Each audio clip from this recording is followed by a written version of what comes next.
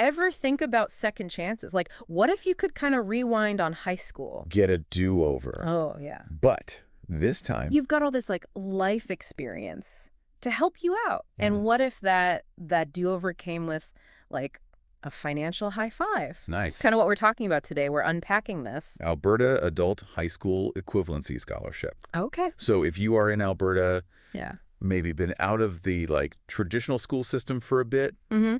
and are kind of, thinking about like a college diploma. Or a university degree, this deep dive is for you.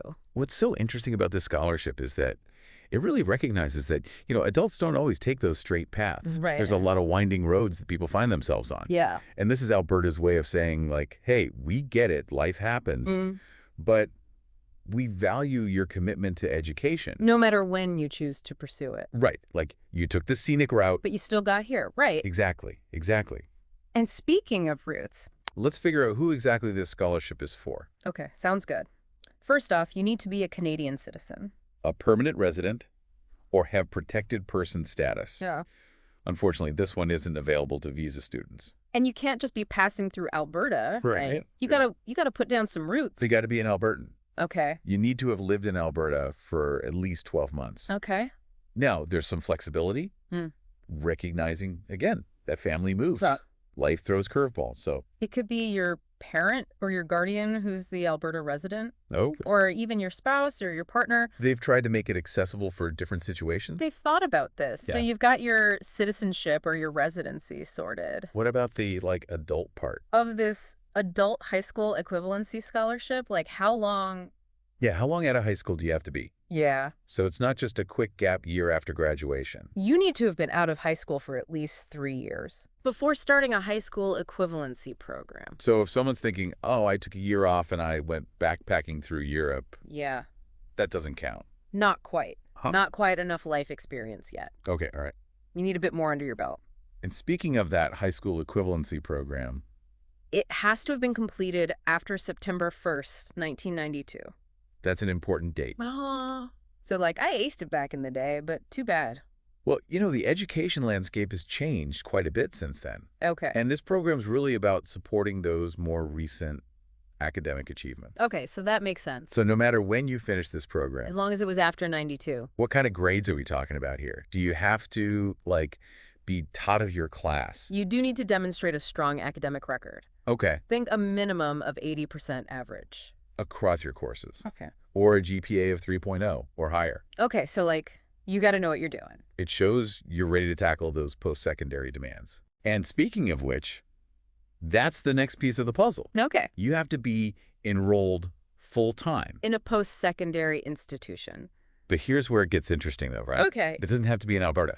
You got it. That's pretty cool. You could be going to a college in Halifax or a university in Montreal. This scholarship supports your education journey, wherever it may lead. That's awesome. It's less about, like, let's keep all the smart people here in Alberta. Right. It's more about investing in the individual. Yeah. But even with all of that, all those boxes ticked, the residency, the time out of school, the grades, Yeah. there's one more crucial element to get this scholarship. And that's where I think we'll pick things up Ooh. after a quick break. All right, so we've talked about the grades, the residency, Being an adult out of high school for a while. What is this final piece of the puzzle? Right. So on top of those qualifications. I need a letter of recommendation. This is where having, like, a strong advocate from your high school equivalency program. Can really make a difference. So it's not enough to just, like, ace the classes. It's not. You need someone to be like, I vouch for this person. Exactly. Okay? Yeah. Your grades show you can handle the coursework. Okay. But this letter adds context. Okay. It allows someone who knows your work ethic. And your character to really connect the dots Oh, between okay. your past achievements and your future aspirations. So it's like you've got your own personal cheerleader, right? I love that. Instead of pom-poms, it's like glowing praise. Yes. Yeah. Academic insights. It's about painting that complete picture, Okay. showing the committee why you deserve this. So let's say you've got it all. Yeah. The citizenship, residency's confirmed. Your grades are awesome. You got a glowing letter of rec. What's next? How do you apply?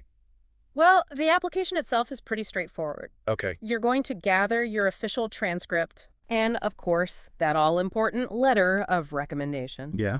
Then head over to the Alberta Student Aid website. Okay. It's all done online. Oh, thank goodness. I don't have to, like... Dust off the old typewriter or Right, anything. no more typewriters. Is there, like, a time limit, like a tiny window to apply?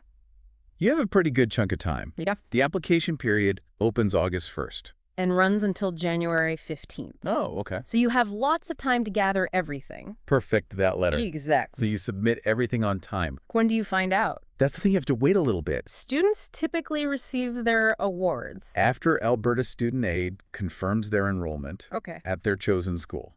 So they're making sure that you're actually going to a see. post-secondary It's that next step. before they give you the money. It makes sense. Okay, and the selection? Is it just academic? Or are there other factors? Good question.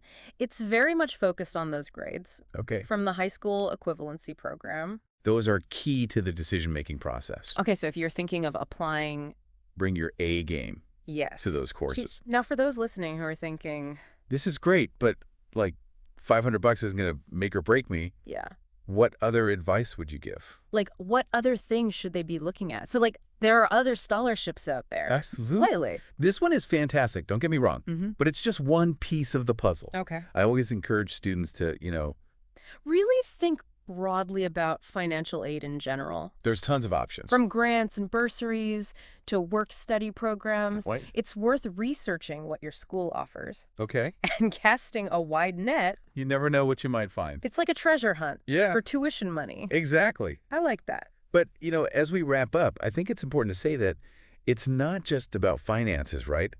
Yeah. When you're going back to school as an adult, Life doesn't magically become less complicated Yeah. just because you decide to pursue more education. that is true. Like, how do you explain to, A toddler that you have to study.